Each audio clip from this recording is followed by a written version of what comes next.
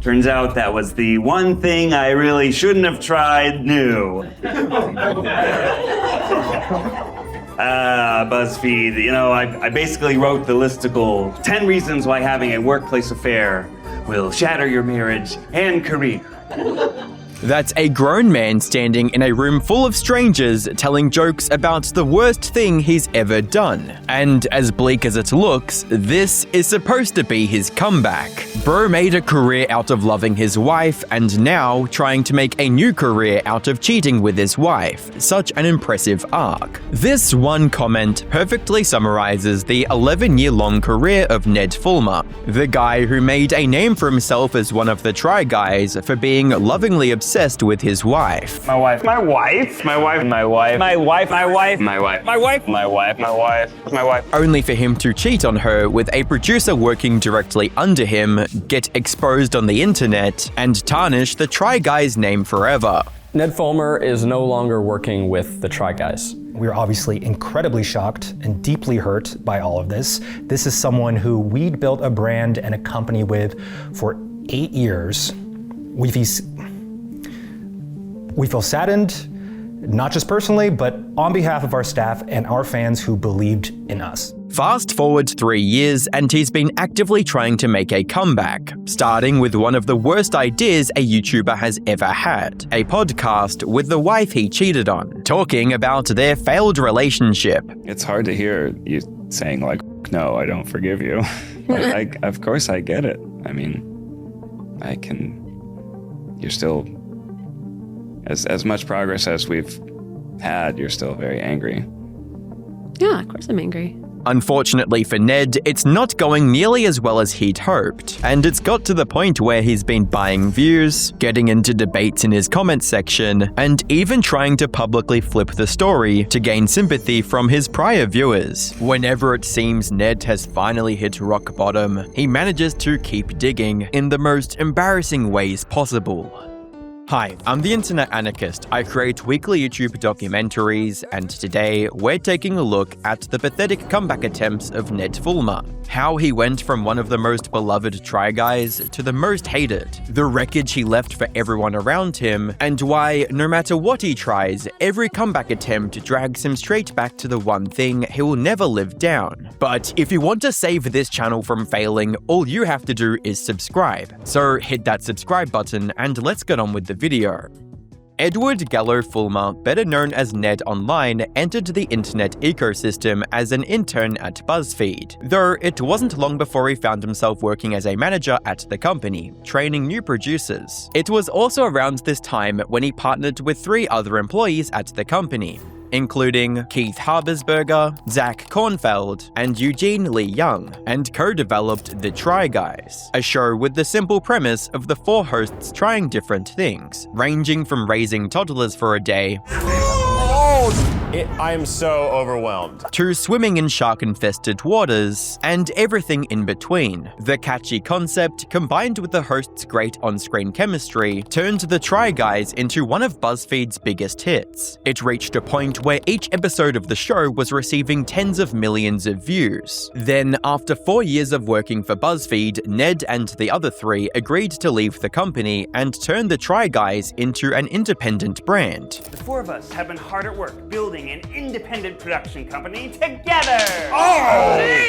This was a massive change for the business side of things, but as far as the audience was concerned, the Try Guys still had the same fun content and the same lovable hosts who, by this point, had settled into their own distinct characters. Keith was the big funny guy, Zach was the nerdy underdog, Eugene was the cool sharp one always looking in control, and Ned was, or at least pretended, to be the guy who was obsessed with his wife. He even brought her up during the video announcing their independence from BuzzFeed. Chapter of our professional and personal lives with those who matter the most to us. My wife. No. Oh, my baby. Ew. But no, it's you, our beautiful and amazing fan. You see, Ned's on-screen obsession with his wife started as a joke, which fans really liked. And before long, it had become a core part of Ned's, and by extension, the show's brand. My wife. And with that, Ned mentioning and doting over his wife became a constant part of the show. No matter the situation, he would find a way to bring her up. My wife, my wife. My wife, my wife, My wife, my wife, My wife. my wife, my wife, my wife, my wife, my wife. my wife. Best of all, the audience loved every second of it. As a comment under a compilation video of Ned saying "my wife" puts it, you can literally see the progression of his facial features as he ages. It's amazing, so much growth, and the love burns just as brightly, if not even more. I just love the Fulmers. Seeing such an earnest family man on screen was refreshing for many, allowing Ned to become one of the most liked hosts of the Try Guys, and maintain this lead for years. His wife, Ariel, also started appearing on the show quite regularly, giving audiences a loving couple to root for. You're welcome. You know, I want this to have a happy ending, but I think that neon sign is just a little dinky. What no one expected was that this perfect relationship was hiding a dirty secret, one that nearly destroyed the Try Guys as a whole once it came out. The first domino toppled in September 2022, when a fan spotted Ned dancing and getting intimate with a woman at a club. However, unlike his wife Ariel, who was blonde, this woman seemed to have black hair. Suspicious of what was going on, the fan took photos of the two and posted them on the internet. These went viral almost immediately, sending the entire Try Guys fandom into a frenzy trying to uncover who this mystery woman was. Then, someone posted a picture they took of Ned with one of the Try Guys producers, named Alexandria Herring. According to the original poster, they ran into Ned and Alex at a Harry Styles concert. They assumed the two were on a company retreat of sorts, but found it odd that they didn't see anyone else from the Try Guys team with them. No one from the team posted any pictures of the concert on social media either, suggesting Ned and Alex were there alone. This would have been extremely suspicious on its own. However, it didn't take long for fans to make the connection to the viral post, and notice that the guy in the picture was wearing the same shirt as Ned at the concert. People on the internet also dug through Alex's history, and found a picture of her with the same handbag as the woman in the club. Put simply, Ned was having an affair with one of his subordinates, who was also engaged to someone around that time. And the only reason he got busted was because someone recognized him in public and became suspicious. As a comment on Reddit puts it, imagine taking a pic with an internet celebrity you love, and later you realize it's a crime scene photo. Around this time, another person came forward with an incriminating photo of Ned at a restaurant with Alex they took back in May. In other words, their scandalous relationship had likely been going on for months, possibly even years. By now, even the most loyal fans had no choice but to admit that the wife guy they'd admired for so long was a complete cheater. This also prompted fans to go through older videos where Ned and Alex appeared together, and what they discovered was sus to say the least. From the two dropping hints on camera, It's kind of nice. Pretty sweet. Pretty sweet. It's pretty sweet. Thanks, Alexandria. That was to Alex telling a story about trying to make Post Malone cheat on his girlfriend on the Try Guys podcast. Oh, that sounds fun. We should go. And he turns to me. He's like, I'd love to take you, but I'm going to be in so much trouble. Because his girlfriend is pregnant and she was also in New York. So he had to be on his best behavior. And I was like, oh, that's a bummer. Like, you can't go for a little bit. He's like, no. Alexandria. Just one. Maybe a pregnant girlfriend. One shot? Yeah. And he was like, he said something like, I really wish I could take you, baby, but I'm gonna get in so much trouble. I was like, their crime was clear as day, and Ned wasted no time in posting a soulless corporate apology immediately after getting caught, in which he referred to what he did as a, quote, consensual workplace relationship, stating, "Family should have always been my priority, but I lost focus and had a consensual workplace relationship. I'm sorry for any pain that my actions may have caused to the guys and the fans, but most of all to Ariel. The only thing that matters right now is my marriage and my children, and that's where I am going to focus my attention." The only question that remained now was just how much others at the company knew about this relationship. The day all this went viral, the Try Guys came forward with a short statement announcing Ned's departure from the company. writing, Ned Fulmer is no longer working with the Try Guys. As a result of a thorough internal review, we do not see a path forward altogether. We thank you for your support as we navigate this change. And while this was an important update, it didn't provide the answers most people were looking for. Those arrived on October 3rd in a video simply titled, "What Happened?" Ned Fulmer is no longer working with the Try Guys. By now, we're assuming you've seen the Reddit threads and TikToks and tweets and news articles. We want to give you a timeline of what's transpired and some transparency into our decision making. Throughout this video, there will be things that we want to say or go into further, but as I'm sure you're aware, there are some legal issues we have to consider as we go through everything. The trio confirmed they had no knowledge of the relationship until Ned was exposed in front of everyone, and that they were completely against everything that was going on. On Labor Day weekend, multiple fans alerted us that they had seen Ned and an employee engaging in public romantic behavior. We reached out to check on that employee. Ned confirmed the reports and since confirmed that this had been going on for some time, which was obviously very shocking to us, and we just want you to know that we had no idea this was going on.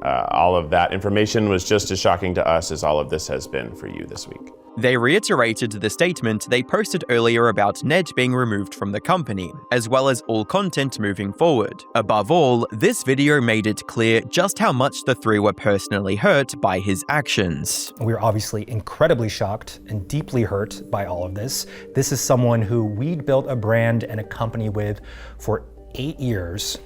We feel saddened, not just personally, but on behalf of our staff and our fans who believed in us. Fortunately, the vast majority of the fans were fully on their side in this decision, with comments like, "The silent rage radiating from Eugene, the genuine heartbreak from Zach, and the maturity from Keith. You are all so strong. Proud of you guys for standing proud with your company." And as a longtime Try Guys fan, I'm so proud of how you three handled this entire situation. I will be supporting you three and can't wait to see what you do next in this new era. Try Guys' popularity, combined with the stark contrast between Ned's wife guy persona and his actions, made the story of him cheating on his wife viral across the internet as a whole. But not everyone reacted to the news the same way. Charlie, for example, had a perfectly reasonable take on the matter as he acknowledged just how wrong Ned's actions were. I think it's very important to highlight that Ned Fulmer's entire identity revolved around how much he loved his wife. Like, I swear to God, it was like he took a goddamn love potion from Harry Potter, because half the shit he would talk about in the videos was how much he loved his wife. And then it turns out he was cheating on her. So yeah, just a giant scumbag shit stain, and the entire community was really caught off guard by this, obviously. Super shocked to learn that Ned Fulmer was a cheater. That would be like if you guys learned I secretly enjoyed Burger King. I am publicly insulting them all the time, saying how bad they are. Others, like the SNL writing team, however, saw this as an opportunity to mock the remaining three members instead. I'm trying to understand why this story is such a scandal. Was this affair non-consensual? No, worse. He committed the heinous act of having a consensual kiss and not telling us, his friends.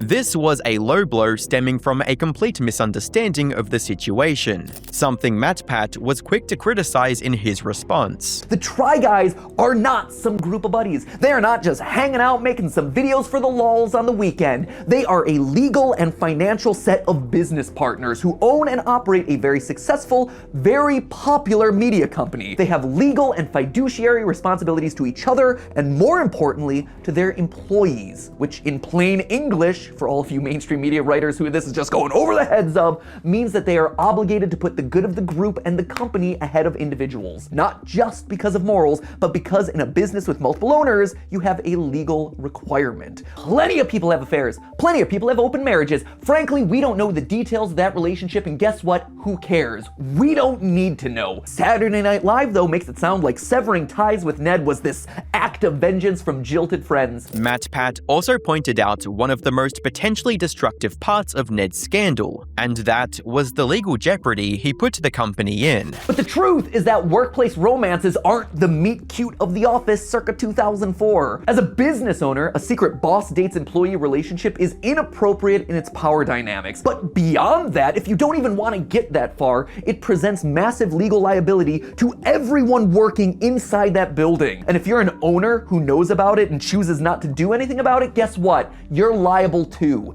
If that relationship ends badly, it is a wrongful termination lawsuit at best and a sexual misconduct lawsuit at worst. In other words, Ned's conduct could have easily destroyed the entire Try Guys brand that Keith, Zach, and Eugene had spent over 8 years cultivating. Unfortunately, while they managed to avoid legal trouble, the scandal was still enough to drag the show's reputation through the mud. Their viewership took a significant hit, and sponsors became scared of working with them. When we went through our events, it changed how our channel was surfaced. It chased advertisers away because we were too hot. We lost millions of dollars in booked branded revenue. It sent our company into a tailspin. This wasn't a short-term downturn either. As Zach revealed in an interview from September 2024, our company was operating at a loss for essentially 2 years. We got to a point where it cost more money for us to make the shows our audience loved than we got in from YouTube. Their main channel may not be able to pull BuzzFeed era numbers anymore, but the company fortunately didn't die. It's been slowly rebuilding without Ned. As for the person responsible for this downfall, he vanished from the internet after all the drama. Many assumed that he'd disappeared for good, but then, 3 years after he was exposed, Ned returned to the internet, with the most out-of-pocket comeback attempt ever. Speaking of legal matters, you may be entitled to a potential recovery of over $1,000. Recently, a jury ordered Meta and YouTube to pay millions for their role in designing and promoting addictive platforms. They knew their apps could contribute to anxiety, depression, and body image issues, but did not share those risks while prioritizing profits. The recent history verdict underscores the consequences of those decisions. If you or your child spent years growing up on social media and experienced serious mental health struggles, you should hear this. Morgan & Morgan is stepping up to hold these platforms accountable for the harm they caused. You can use my link in the description or scan the QR code on screen to take a short quiz to see if you qualify for the case. With that being said, let's get right back into the video. On the 16th of September 2025, Ned uploaded the first episode of his new podcast called Rock Bottom with Ned Fulmer, with a description that some people found somewhat interesting at a first glance, stating, "Everyone makes mistakes, some of us really big ones. But what comes next? Rock Bottom is a show that explores people's lowest, most embarrassing and challenging moments, featuring raw, unfiltered conversations with comedians, creators, authors, and celebrities. We talk about how they not only survived it all, but transformed their lives." But of course, he had to follow it up with bragging about his quote, rock bottom being the 6th most viral moment of 2022. This made it seem like he was not only framing the consequences of his actions as something that simply happened to him, but also trying to profit from it. So skepticism was still high, but some of his former fans were willing to give him another shot. After all, it had been nearly 3 years since he was exposed. Maybe he'd come to understand the harm he caused and changed for the better. Besides, everyone loves a good comeback story. So, if he was going to share truly compelling stories of people overcoming their mistakes and turning their lives around, it likely would have found a sizable audience. However, nothing could have prepared these potential viewers for the first episode of this new podcast, as it featured none other than Ned's own wife, the one he cheated on with his subordinate at work. And this went just as poorly as you'd expect. He opened the podcast with a half-assed apology to the fans, complete with the classic whispery, raspy tone all too common in YouTuber apology videos, meant to make him sound deeply sad and distraught. I hurt you, and I hope to make amends over time. As one viewer puts it, bro really put on his best "I can't come into work today, I got a tummy ache" voice. He then moves on to the hour-long interview with Ariel, and the whole thing feels like an attempt from Ned to farm sympathy and make himself seem like the victim of some uncontrollable tragedy. Like when Ariel asked him what he was thinking when he cheated on her and ruined their family life. But instead of showing remorse or owning up to his mistake, Ned is ready with a lengthy excuse that barely makes any sense. What happened?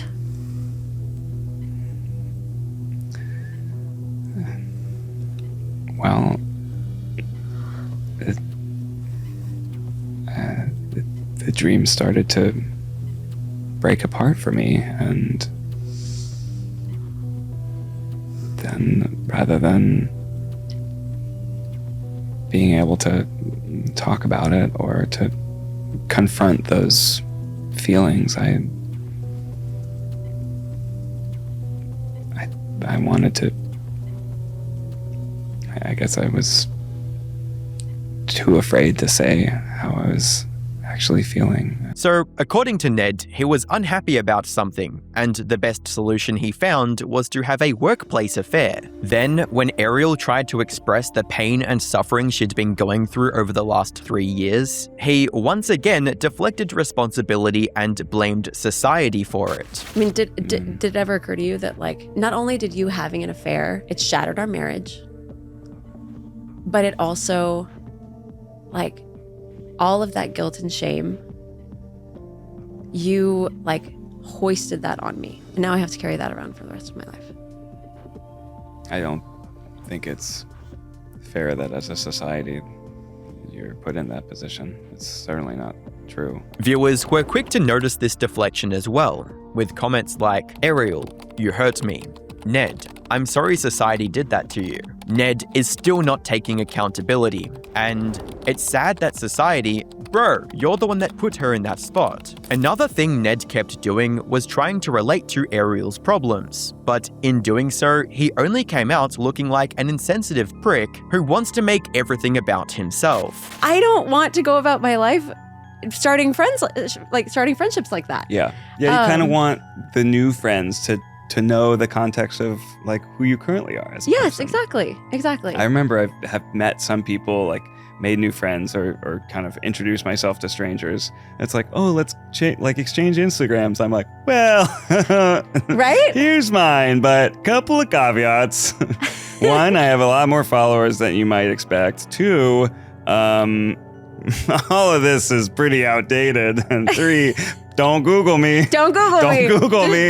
You Just probably don't want to get Google to know me first. Even Charlie had to weigh in on this moment and call him out for pretending to be a victim in all of this. And he's like trying to like meet her in the middle there, like relate to her. But Ariel did nothing wrong. Ariel is completely a victim in all of this, who is now sharing like how it has affected her, even like socially making friends. And Ned's like, oh, me too. I'm super victimized by it as well. Like they Google Ned Fulmer, they see I fucking cheated on my wife and they don't want to be my friend. It's so weird, right? Like you and I were going through like the same thing on this. Am I right? Like this is what I'm talking about, where I feel like Ned's not actually trying to like help, move forward here. It really feels like this is just his springboard for the podcast. The only positive viewers found in this excruciating hour-long podcast was Ariel's refusal to let him claim victimhood. She did not go easy on him one bit. People ask me, like, do you forgive Ned for what he did? And I mean, the answer is no. Absolutely not. How can you forgive somebody for lying to you, for cheating on you? No. And viewers loved it. Seeing Ariel really nip into Ned was quite satisfying, to be honest. God, I love Ariel. Do I forgive you? No. No, fuck you. His emotions feel disingenuous, forced, rehearsed, and fake. She clocked him with every single response. As for their relationship status, Ariel confirmed that while they are not divorced for the sake of their children, they are living completely separately. Ned ended the podcast with an announcement of his next episode. I'll be having a conversation with Lara Love Harden. She is a mother who overcame a battle with heroin addiction. Unfortunately for Ned, no one cares. Something thousands of commenters are making sure he knows. The way I'm never clicking this channel again after this video. And just to be clear, I'm only watching this to see what Ariel has to say. I will not be watching, consuming anything else Ned puts out. Many were outright disgusted by the idea of this podcast in the first place. This video should be titled, "Exploiting My Ex-Wife's Trauma to Make Myself Feel Relevant Again." And those that did watch the next episode mainly did so to make fun of him. As the top comment under this video reads, "No way he decided to continue doing this. After reading the comments, I wouldn't dare. Lol." Though what makes this comeback even worse is that he didn't start this podcast from scratch. Instead, he deleted all the videos he made with Ariel on their family channel and rebranded it to the podcast, literally tramping over their past as a happy family to attempt this otherwise unremarkable comeback. Maybe he was thinking he'd find a small audience over time, but as long as people don't like him, no amount of interesting guests could lead to long-term success. And that's exactly what's been happening, as Ned returned to the internet with a response to the backlash, which went just as you'd expect, with one of the top comments under the video writing, "The only thing that could have made this response worse would have been a ukulele." Just like his podcast episode, this response felt like an attempt to dodge accountability and make himself seem like an innocent soul who didn't know cheating was bad. Hello. I've heard a lot of the commentary and reactions to my podcast episode with Ariel, and I wanted to take this video to address some of them.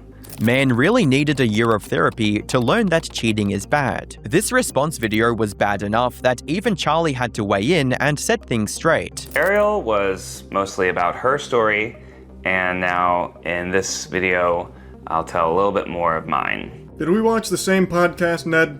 You sure about that? Was it really mainly her story? Because it seemed like you were the one kind of guiding the whole conversation, that you were kind of steering the ship here, which is one of the major complaints. Not only was the whole thing a terrible idea from the get-go, but the conversation also went with you in the driver's seat, which feels like the antithesis of what it should have been with letting your wife air out everything. But here's the thing that Ned doesn't understand or is purposefully trying to ignore. Even if this was a 10 out of 10 perfect response, the public reaction to it would still be the same. As one viewer elegantly puts it, "These dudes never understand. We don't want an apology, we want you to go away." And that comment summed up the only thing the entire internet could actually agree on. Nobody wanted an apology. Nobody wanted a redemption arc. People just wanted Ned to log off and disappear. So naturally, Ned did the exact opposite. Ned not only continued his podcast, but he set out on a mission to rebuild his personal brand and become relevant on YouTube again. Ned would begin uploading videos that were adjacent to the ones he previously made when working with BuzzFeed and on the Try Guys channel, except on a much smaller and almost pitiful scale. His video titled "Which Country Has the Best Noodles" looked on the surface like a globe-trotting food series. As viewers quickly pointed out, he never left LA, he just visited a few different restaurants. His "I Tried Professional Wrestling" video played less like a passion project and more like a humiliation ritual, with more people clicking in to read the comments than to watch the video itself. And I could go through every upload one by one and point out the same pattern, how fake, how desperate, and how embarrassing all of it comes across. But the strangest part isn't the content, it's the numbers. Look at the engagement against the view count and something stops adding up. 277,000 views, but only 262 likes and 274 comments. 339,000 views, 196 likes, 113 comments. 830,000 views, 1,600 likes, and 739 comments. Now, put those side by side with the videos from my own channel that pulled similar numbers. 268k views, 11k likes, 788 comments. 337k views, 8.8k likes, 742 comments. 830k views, 26k likes, 4k comments. Same audience size on paper, yet my videos are pulling somewhere between 16 and 45 times more likes per view.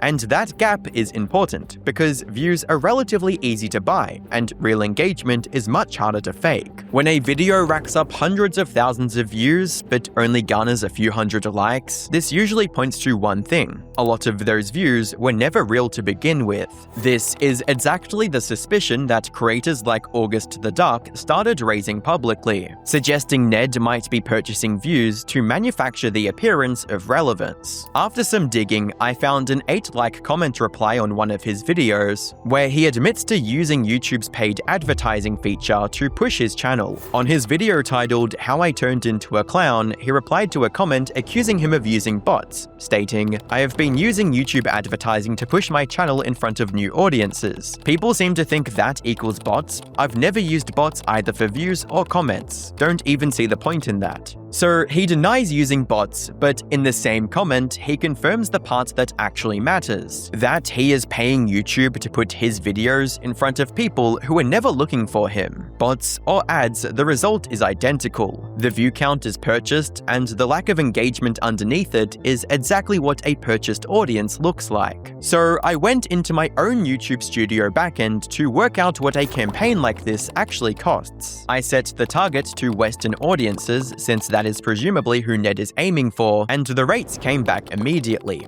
Roughly 1,000 freedom dollars buys you somewhere between 140,000 and 430,000 views, which means a video pulling 800,000 views with barely any engagement to show for it could have cost Ned upwards of $2,000 on views alone, for a single upload. Now, these figures are rough, and this assumes he is running YouTube's own ad system rather than paying some Vietnamese view farm to inflate the numbers directly. But either way, the conclusion lands in the same place. Ned is spending real money, and a lot of it, to look like a creator people still care about, and the engagement underneath keeps quietly giving him away. But if buying viewership doesn't win his audience back, perhaps farming sympathy will do the job. On the 24th of November, during his attempted comeback on his personal channel, Ned would publish a video titled "I Have MS." Now, before we go ahead, I do want to mention that MS is a very real disease that no one deserves to have, and it sucks Ned has it. However, the video quickly drew criticism for the fact that he chose to suddenly announce it over 12 years after being diagnosed during the middle of a failing comeback,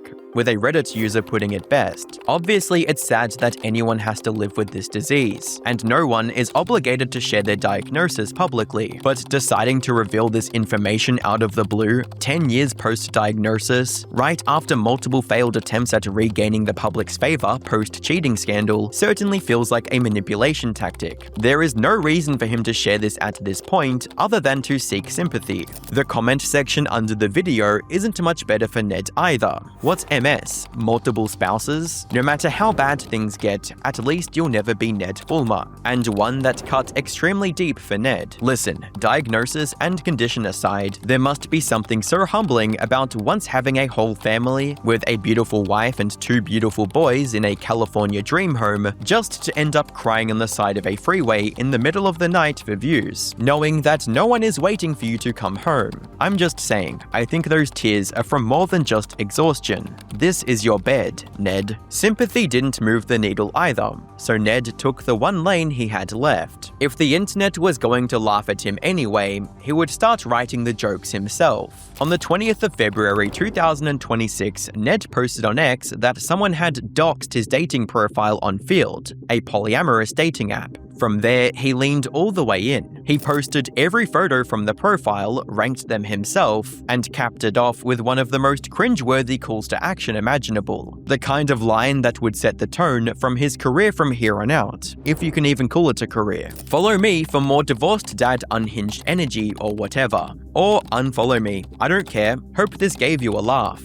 The response to the tweet was brutal. Do you have a public humiliation kink or something? Every single thing you do stains the future for your ex-wife and children. Maybe it's time to hop off the internet, Edward. That thread marked a real turn in Ned's direction. He was trying to stop being the cheater everyone laughed at, and started being the self-depreciating clown everyone laughed with. I mean, he literally even made a video titled "Turning Myself into a Clown." The problem is that playing along doesn't make it any less sad.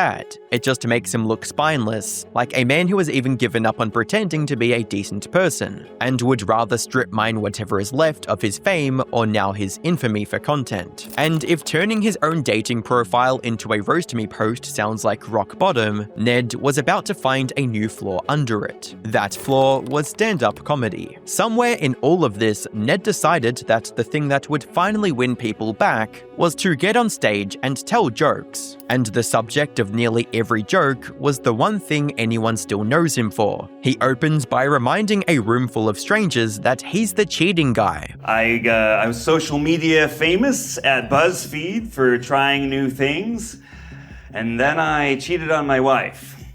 Turns out that was the one thing I really shouldn't have tried new.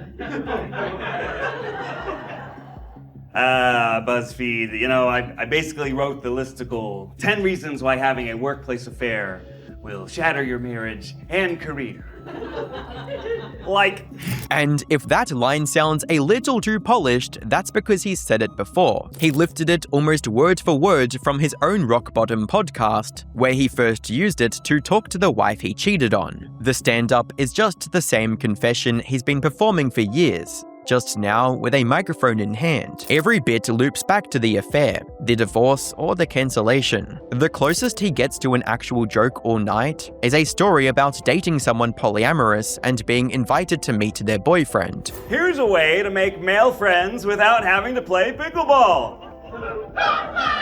Thank you so much. I've been Ned Fulmer. Wow.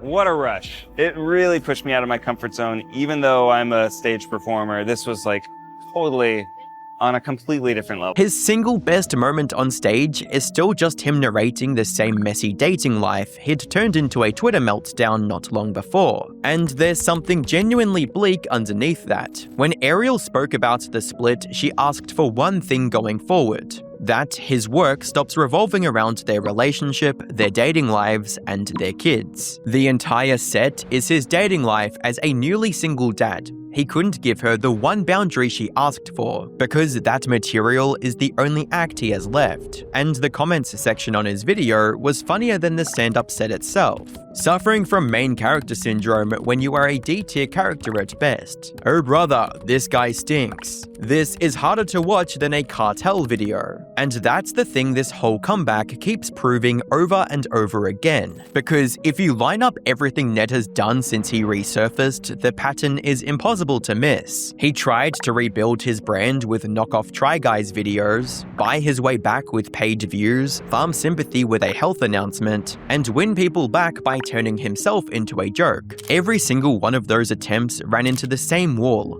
the affair. And that's the part he still doesn't seem to get. His problem was never the reach, or branding, or even engagement. The scandal stopped being something that happened to him a long time ago. By now, it's the only thing he is. He built his entire comeback on top of the worst thing he ever did, because it's the only thing anyone remembers him for. Meanwhile, everyone he pulled into it has quietly moved on. The Try Guys rebuilt their company without him and kept going, while Ariel rebuilt her life and made it clear she was done. All while the audience moved on years ago. The only person still chained to that one moment in 2022 is the one who keeps choosing to perform it. And maybe that's the real punishment here. The affair ended Ned's career back in 2022. And years later, it has taken the bigger thing with it too: any chance of ever being known for anything else. No podcast, no taco rating, no dating profile, and no stand-up set is going to fix that. Because you can buy views, but you can't buy your way back into people's good graces. Ned is far from the first creator to dig this kind of hole for himself, just like Wes Watson, whose own actions made him lose everything. Click the video on screen to find out more.